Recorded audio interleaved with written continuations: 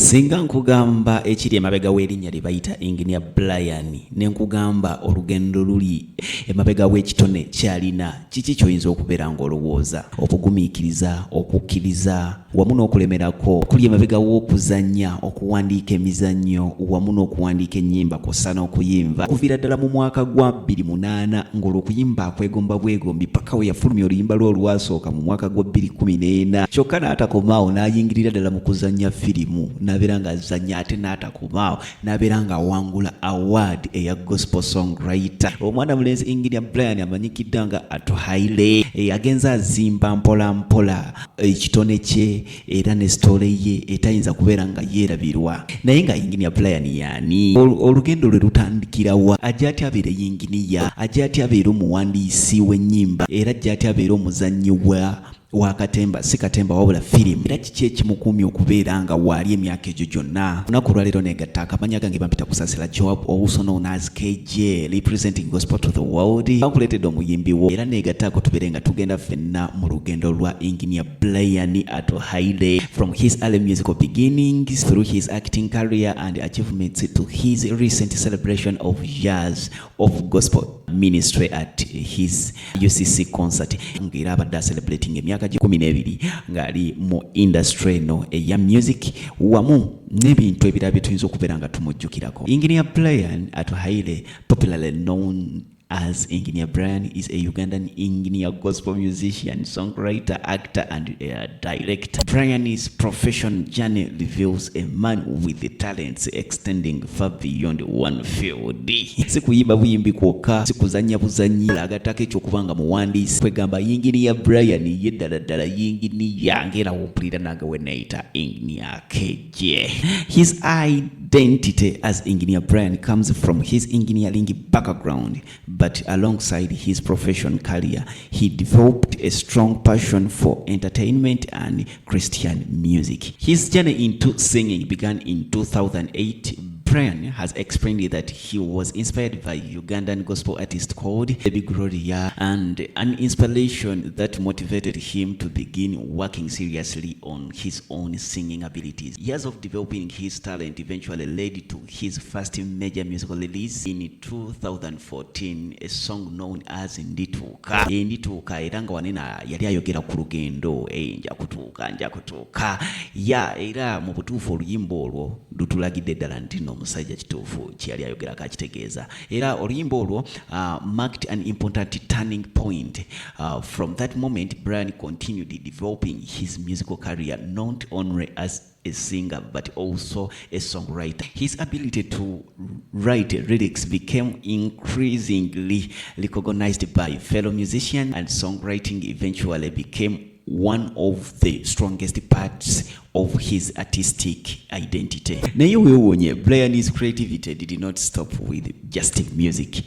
Mu mwaka gwa 2021, he entered the film industry, becoming involved in acting and directing. Among the productions he has associated himself with Gutuja, Tax 24, and the Koja series. I think if you go and search for those series, ojja kulabira ddala Engineer Brian. Nno nange kyankanzeemu nga musanzeeyo, omanyi ffe tetwali balabi ba TV nyeewaffe, ebimu ku byo tetwabimanya, tetwabiraba. That's why nasoose kulaba Engineer Brian ng'azannya emizannyo ne ngamba bannange era nga musajja wa bitone nnyo.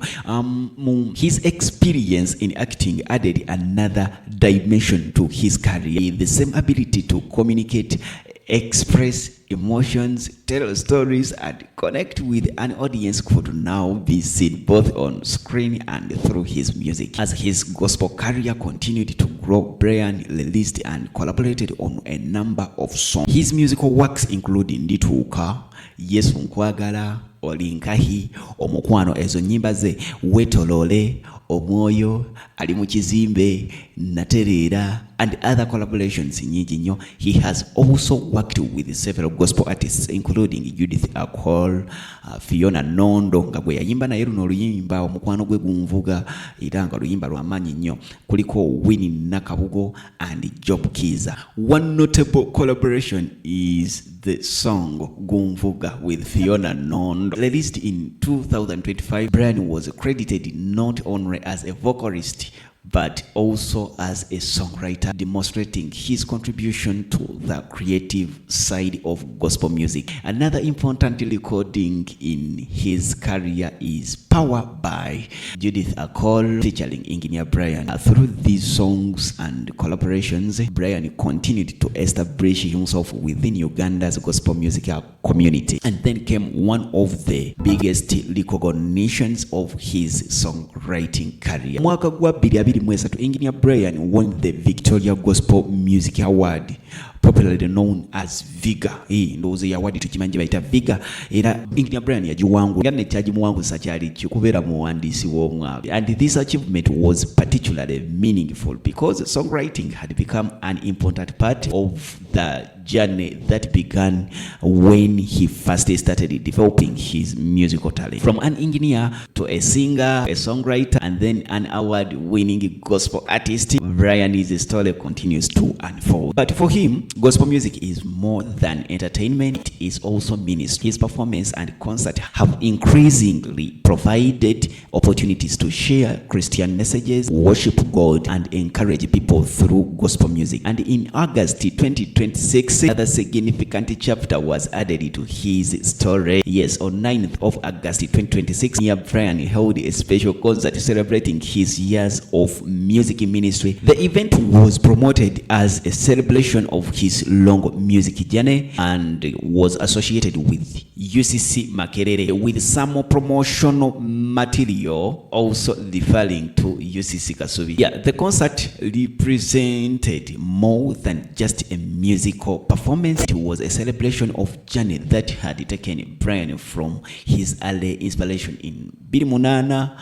through his first major release in 2014 into acting and directing, through songwriting and collaborations, and eventually to recognition as an award-winning gospel writer. Engineer Brian Atuhaile's story is therefore a story of versatility, persistence, and faith. He is an engineer by profession, a musician and songwriter by talent, an actor and director by artistic expression, and a gospel minister whose journey continues to inspire others. From 2008 to 2026, the journey has been long, but perhaps the most important part of the story is that Engineer Brian did not stop at discovering one talent. He continues developing the gifts he had been given, and today his music, acting, songwriting, and ministry has become part of one remarkable story. This is the journey of Engineer Brian Atuhaile. Just put on your subscription, like the video, share it to very many people, and you can put it into your favorite. KJ, comment down the next artist you want to feature next. May God really bless you so much.